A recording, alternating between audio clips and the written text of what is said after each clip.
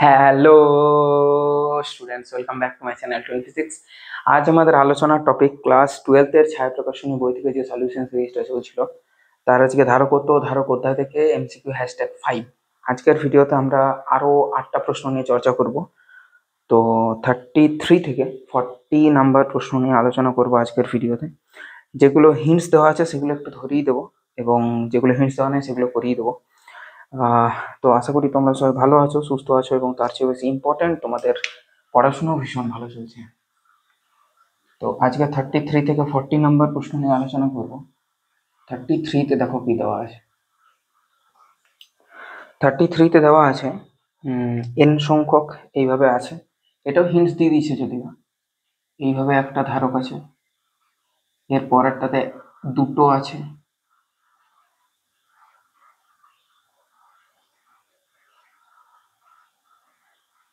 হলো, তারপরেরটায় তিনটে আছে,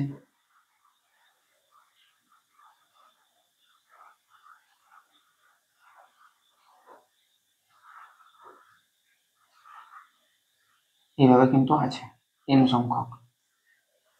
তাহলে প্রথমটাতে একটা, তাই একটা, দ্বিতীয়টাতে দুটো, তাই দুটো, 3 নম্বরে তিনটে, এন নম্বরে এন সংখ্যক কিন্তু থাকবে। এইভাবে কিভাবে আছে, প্রথমটাতে সি, পরেরটাতে প্যারালাল আছে, তার মানে প্যারালাল থাকলে প্লেন যোগ হয়ে যায় শুধু, মানে 2C, পরেরটাতে 3C, এই করতে করতে করতে করতে NC অব্দি থাকবে। ঠিক আছে, এবার এরা কিসে আছে, এরা কিন্তু আছে সিরিজ কম্বিনেশন, সরি প্যারালাল কম্বিনেশনে। এরা প্রত্যেকেই কিন্তু প্যারালাল কম্বিনেশন আছে সবাই।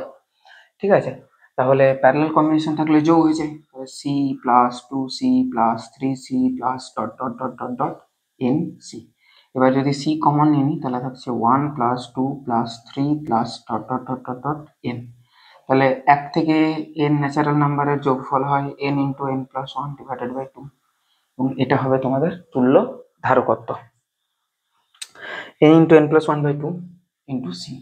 এটা কার সাথে ম্যাচ করলো দেখো, এটা অপশন নাম্বার ডি এর সাথে ম্যাচ করলো। ঠিক আছে, কোনো প্রবলেম নেই। 34 বলেছে তিনটি ধারক যখন শ্রেণী সমবায়ে যুক্ত থাকে তখন তাদের তুল্য ধারকত্ব 2 মাইক্রোফ্যারাড। যে কোনো একটি পাতকে সরিয়ে নেওয়া হলে তুল্য ধারকত্ব হয় 3 মাইক্রোফ্যারাড। যে ধারকটি সরিয়ে নেওয়া হয়েছে তার ধারকত্ব কত? আচ্ছা, তিনটি ধারক যখন শ্রেণীতে যুক্ত থাকে তখন তুল্য ধারকত্ব, শ্রেণীতে যুক্ত থাকে তখন তুল্য ধারকত্ব হচ্ছে 2 মাইক্রোফ্যারাড। তিনটা ধারকের বলে দেয়নি যে তিনটার ধারকত্ব একই বলে। ঠিক আছে, তাহলে আমি C1 C2 C3 ধরবো। তাহলে 1/C ইকুইভ্যালেন্ট, এটা হবে 1/C1 plus 1/C2 plus 1/C3 হলো, এবং সেটার মান দিয়েছে কত? 2, মানে 1/2 হয়ে যাবে। ওকে, এবার ধরছি যে C3টা সরিয়ে নেওয়া হয়েছে, পাতকে সরিয়ে নেওয়া হলে তুল্য ধারকত্ব 3 মাইক্রোফ্যারাড। ওকে, তার মানে আরেকবার যেটা হচ্ছে 1/C ইকুইভ্যালেন্ট, সেটা ওকে সরিয়ে নেওয়া হয়েছে, তাহলে 1/C1 প্লাস 1/C2 ধরছি, সেটা দিয়ে দিয়েছে 1/3 হলো। তাহলে C3কে যদি সরিয়ে নেওয়া হয় তাহলে এই ইকুয়েশনটা থেকে লিখছি, এই ইকুয়েশনটা থেকে 1/C1 প্লাস 1/C2 মানে কত? 1/3। তাহলে 1/3 প্লাস 1/C3 ইজিক্যাল টু 1/2। তাহলে সেখান থেকে 1/C3 ইজিক্যাল টু হচ্ছে 1/2 মাইনাস 1/3। 6 যদি লসাগু হয় তাহলে 3 মাইনাস 2 হচ্ছে 1/6। তাহলে C3টা কত? 6। তাহলে 6কে সরিয়ে নেওয়া হয়েছে, যাকে সরিয়ে নেওয়া হয়েছে তার ধারকত্ব হচ্ছে 6 মাইক্রোফ্যারাড, অপশন নাম্বার ডি হলো। নেক্সট 35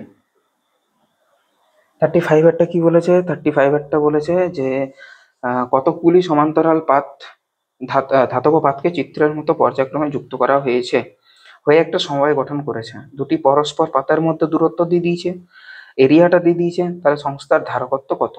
আচ্ছা, দেখা যাচ্ছে যে 8টা এখানে আছে, তাহলে 8টি ধারক গঠিত হয়েছে, 1টা 2টো 3টে 4টা 5টা 6টা 7টা 8টা গঠিত হয়েছে।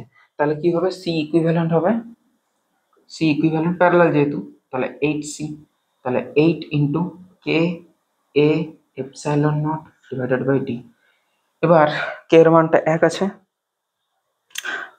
কে এর মানটা ধরে নিই, তাহলে ধরে নিচ্ছি কে এর মানটা 1, বা বায়ু মাধ্যমে আছে সেক্ষেত্রেও ধরা যেতে পারে, অসুবিধা নেই। তাহলে 8 ইন্টু কেটা 1, এরিয়াটা দিয়ে দিয়েছে, এপসাইলন নটের মান তোমরা জানো, ডি এর মানটা দিয়ে দিয়েছে, এগুলো বসিয়ে নেবে, উত্তর পেয়ে যাবে। রেখে দিলাম তোমাদের জন্য, যেহেতু একটা হিন্টসও দিয়ে দেওয়া আছে। ঠিক আছে, নেক্সট যেটা বলেছে সেটা দেখো, সেটাতে হিন্টস দেওয়া নেই। 36 কিরকম আছে ডায়াগ্রামটা? এখানে C two C two C C. আচ্ছা, এই এই এই এই এই এই এই এই এই এই এটা, তাহলে এটা টু সি, এটাও টু সি, এটা সি, এটা সি। এই পয়েন্টটার নাম হচ্ছে এম, এই পয়েন্টটার নাম হচ্ছে এন, এই পয়েন্টটা হচ্ছে এক্স, এই পয়েন্টটা হচ্ছে ওয়াই। ঠিক আছে, সমস্ত কিছু ঠিক আছে, কোনো প্রবলেম নেই। তাহলে two C two C C, এই তিনটে কিসে আছে? সিরিজে আছে। সিরিজ মানে two C two C C, আবার C S C by two, C by two আর সি, মানে পুরোটা মিলে হচ্ছে কত? এই পুরোটা মিলে গঠিত হচ্ছে সি বাই টু। এটা এটা আবার প্যারালাল, প্যারালাল মানে প্লেন যোগ, মানে থ্রি সি বাই টু হচ্ছে সি ইকুইভ্যালেন্ট। যোগ করে নেবে C plus C by two, three C by two হয়। এবার গল্পটা দাঁড়ালো যে তাই যদি হয়, তুল্য ধারকত্ব পেয়ে গেছে, কোনো প্রবলেম নেই, যদিও সেটা কাজে লাগবে না। বলে দিচ্ছে এক্স ও ওয়াই বিন্দুর মধ্যে বিভব পার্থক্য 60 ভোল্ট, না কাজে লাগবে। এই দুটোর মধ্যে বিভব পার্থক্য হচ্ছে 60 ভোল্ট। তাহলে আধানটা দেখবো আমি,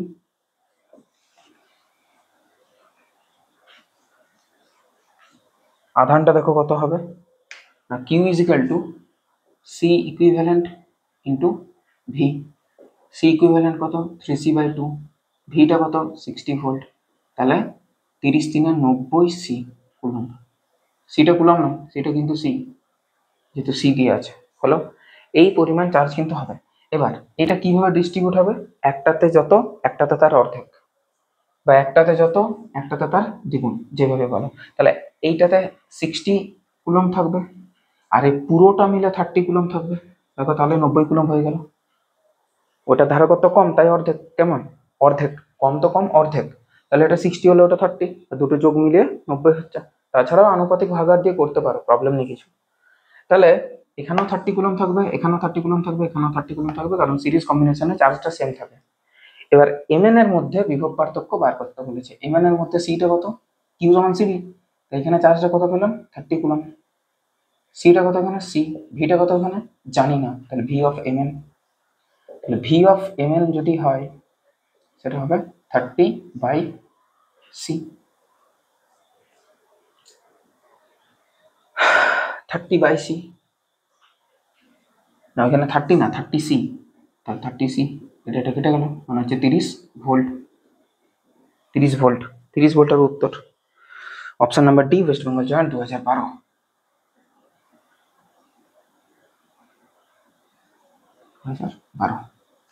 37 দেখো, 37 দেখো হিন্টস দেওয়া আছে, না 37 হিন্টস দেওয়া নেই। এ আর বি বিন্দুর মধ্যে কি বলেছে? তুল্য ধারকত্ব বার করো। আচ্ছা, তাহলে নিচের যে দুটো চার আছে, দেখো আঁকছি, এখানে 4, এখানে 4,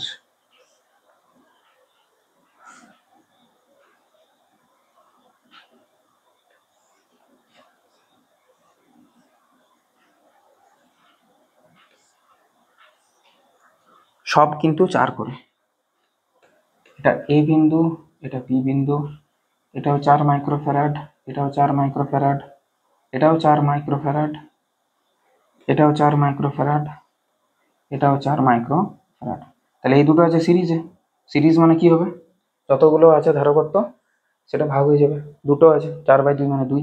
এই 2 এর সাথে 4 কিছু আছে প্যারালালে, প্যারালাল মানে যোগ হয়ে গেল, তাহলে এটা মিলে হয়ে গেল 4 আর 2 6 মাইক্রোফ্যারাড। 6 মাইক্রোফ্যারাডের সাথে এই দুটো 4 কিছু আছে সিরিজে, তার মানে এই দুটো মিলে কি হবে? 2 মাইক্রোফ্যারাড, মানে 4 বাই 2। তাহলে 2 আর 6 কিছু আছে প্যারালালে আছে, তাহলে কি হবে? সি এ বি, 2 আর 6 কত হয়? 8 microfarad. 8 microfarad is the correct answer, option number B, west Bengal joint 2016। West Bengal joint 2016। Clear হলো? সব দেখতে পাওয়া যাচ্ছে? Okay, no problem. এবার নেক্সট 38।